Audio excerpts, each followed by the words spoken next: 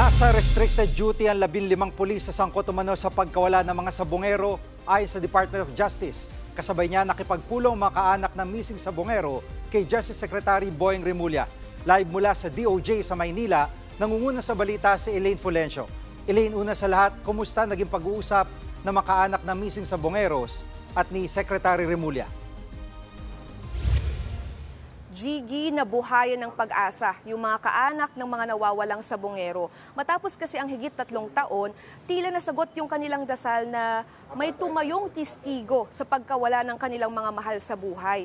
Kasunod yan ng paglutang nga ni Julie Dondon Patidongan o alias Totoy na dinidiin ng negosyanteng si Atong Ang sa krimen. Naniniwala naman dito yung mga kaanak ng sabongero sa mga pahayag nga ni alias Totoy. At kanina nakipag-usap nga itong mga kaanak kay Secretary of Justice na si Jesus Crispin Remulla kung saan tiniyak nga ng kalihim na gagawin nila ang lahat para makamit ang hustisya. Narito ang kanyang panayam. Hindi namin titigilan to. Talagang kailangan ng hustisya. Alam mo, ang kaluluwa natin bilang mga Pilipino nakataya rito. Dapat dito hindi tayo pumapayag na pera-pera lang ang naging Panginoon ng Pilipino. Elaine, sinabi kahapon ni alias Totoy na papangalanan niya mga sangkot na pulis sa pagkawala ng mga sabongero. Nabanggit ba ni Secretary Remulla kung sino-sino ang mga sangkot na pulis?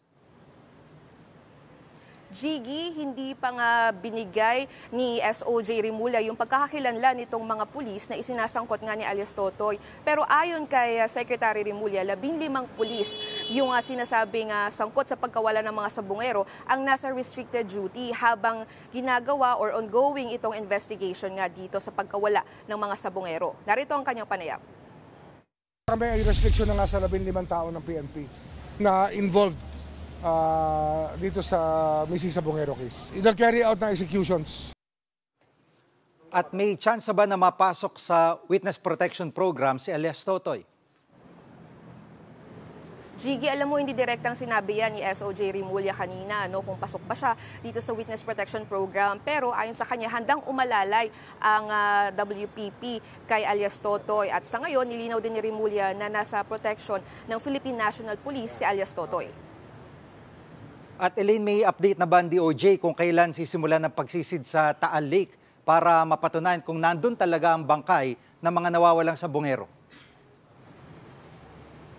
Gigi, wala pang eksaktong petsa kung kailan ngayon sisimulan. Pero kanina tiniyak nga ng kalihim na nakipag-ugnayan na rin sila sa Japan government para nga dito sa mga high-tech na kagamitan. Lalo't hindi dapat tsamba-tsamba lang ito.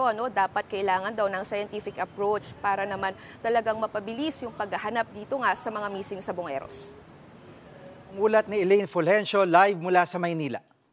Mga kapatid, Gigi Manikad po. Pagdating sa mahalagang balita sa loob at labas ng bansa, dapat una sa lahat, mag-follow at mag-subscribe na sa social media pages ng News 5.